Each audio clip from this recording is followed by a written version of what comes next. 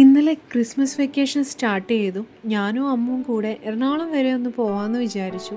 കാലിക്കറ്റിൽ നിന്ന് എറണാകുളത്തേക്ക് ഏകദേശം 5 അവേഴ്സ് ട്രാവലുണ്ട്. ട്രെയിൻ യാത്രകൾ എന്ന് പറയുമ്പം എന്നെ സംബന്ധിച്ച് ഒരുപാട് നൊസ്റ്റാൾജിക് ആയിട്ടുള്ളൊരു കാര്യമാണ്.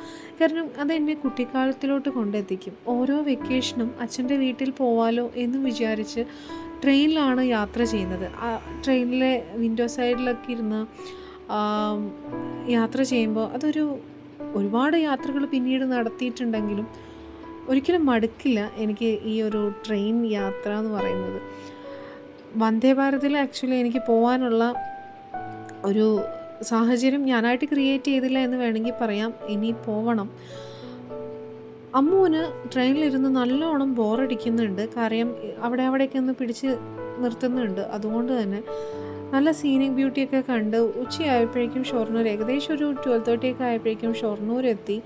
ഉഴുന്നോടെ കഴിച്ചു. നല്ല വിശക്കുന്നുണ്ടായിരുന്നു. നല്ലതായിരുന്നോ എന്ന് ചോദിച്ചു കഴിഞ്ഞാൽ കുഴപ്പമില്ലാന്നേ പറയാൻ പറ്റൂ. കാരണം ഇച്ചിരി തണുത്തിട്ടുണ്ടായിരുന്നു. സോ ഞങ്ങൾ തൃപ്പൂണിത്തുറ എത്തി. തൃപ്പൂണിത്തുറ ടെർമിനലാണ് ഈ കാണുന്നത്. സോ ഫസ്റ്റ് പ്ലാറ്റ്ഫോമിലൂടെയാണ് ഞങ്ങൾക്ക് പുറത്തേക്കുള്ള എൻട്രൻസ് വരുന്നത്. പുറത്തിറങ്ങി അവിടെ ഒരു ഓട്ടോ നിൽക്കുന്നുണ്ടായിരുന്നു. ഒന്നും നോക്കിയില്ല, ചാടി കയറി. കാര്യം വേറൊന്നുമല്ല, നല്ലോണം വിശക്കുന്നുണ്ട്. അങ്ങനെ അപ്പാർട്ട്മെൻറ്റിലോട്ട് പോയിക്കൊണ്ടിരിക്കുകയാണ്. ഇതാണ് തൃപ്പൂണിത്തുറ മെട്രോയുടെ ഒരു ഭാഗമാണ് ആ കാണുന്നത്. അങ്ങനെ SN ജംഗ്ഷനിലൂടെയൊക്കെ പോയി. ഇതാണ് അപ്പാർട്ട്മെൻറ്റിൽ എത്തിയതും അമ്മ വളരെ എക്സൈറ്റഡ് ആണ്. അവൾ എറണാകുളം എന്ന് പറയുമ്പോൾ ക്രിസ്മസ് സീസണിൽ വളരെ കളർഫുള്ളാണ്. നല്ലൊരു ക്രിസ്മസ് വൈബാണ് എറണാകുളത്ത്.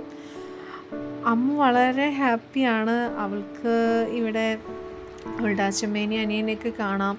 ഇതൊക്കെ അവരെ സംബന്ധിച്ച് പിന്നീട് ഭാവിയിലേക്കുള്ള നല്ല നല്ല ഓർമ്മകളാണ്.